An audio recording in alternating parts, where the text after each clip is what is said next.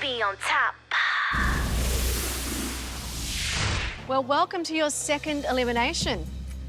This week has been about balance and poise. Very important in modelling and very important on the runway. So you started out with a catwalk lesson from Charlotte Dawson and the very understated Adam Williams. So no sooner have we got into our house, we've chilled out for about 5 minutes and Charlotte says, come on, we're off to work. So you girls must be wondering what you're doing on a beach in your heels. I got sand in my foot. Well, you're going to be challenged on the catwalk in a variety of different ways, with your walks, with your poses, and the surfaces that you walk on. So I've enlisted the services of one of my very dear friends. He is the celebrity choreographer. This is the fabulous Adam Williams!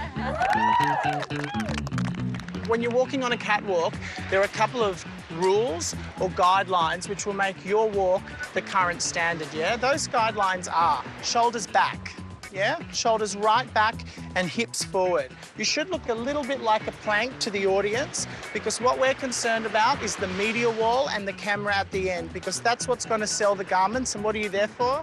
To sell the garments. We want this to stay really, really still, yep. Adam gave us really, really good tips about walking. Like, even though he's a dancer, they still have that poise that models need to have. So the whole shoulders back and head up.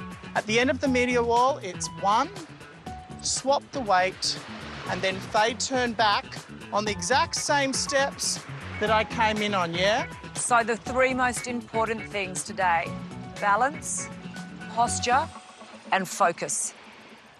So do you want to do a bit of a practice? We're just going to give it a go, yeah? About 4 steps forward, do the media wall, and turn back directly on ourselves. Here we go. So our shoulders are back, and our head as straight as we can. We get to the media wall. It's 1, it's 2, and we fade turn back on ourselves, eyeballing the camera, and walking straight back the way we came.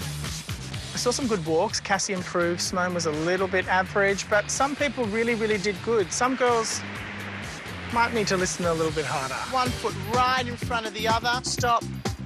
What's your name? Liz. Have a look at this. You went stop, bar. Yeah. You're one of the girls who you just go, oh my gosh, she sort of has no idea. At first, I was a bit like, oh God, I have to stay stiff. But you can look alive and be a coat hanger, I guess. Madeline, your brief is expensive. Give me the walk. Look, I think kick up the bum today would probably need to be Madeline just because of the loss of focus. This is a really important time in the competition.